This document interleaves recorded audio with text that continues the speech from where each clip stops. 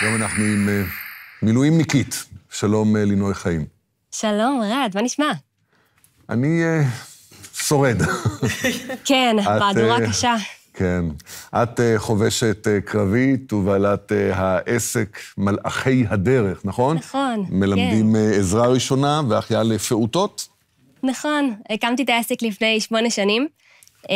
הבאתי את כל הידע והניסיון שלי כחובשת ומפקדת על יחידה של טיפול נמרץ צבאי באיו"ש, והתחלנו להעביר, אני וחיילים שלי, הדרכות, בעיקר להורים, בעיקר למשפחות בבתים שלהם, והמצאנו גם 2 שוברים כזה, מלאך נולד ומלאכית נולדה, שממש מביאים כמתנת לידה, ואז מארגנים הדרכה לכל המשפחה, סבים, סבתות, דודים, דודות, מלמדים אותם במשך 2.5 שעות, כל מה שהם צריכים על חנק, החייאה, התייבשות, פרקוסי חום, והם יוצאים עם הרבה ידע והרבה כלים, והכל עובר בצורה הכי פרקטית והכי כלילה וכיפית.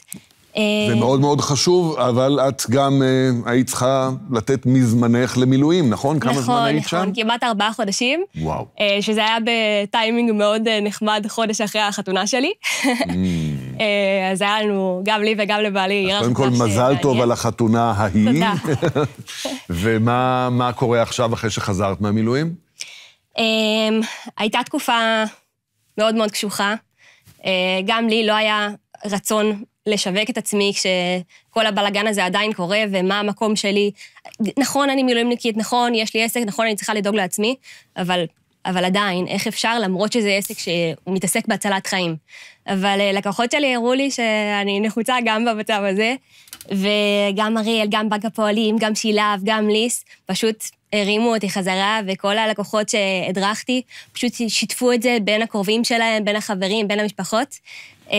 והיום יש בנוסף להדרכות הפרונטליות שחזרו והרימו ראש שוב, יש גם את ההדרכה הדיגיטלית, קורס החייאת תינוקות אונליין, שאני חושבת שלמי שככה נמצא בחזית והאישה או הבעל נמצא בעורף, זה נותן מענה והם יכולים ללמוד מה צריך לעשות מכל מקום, והם לא צריכים להגיע, וסופר מונגש.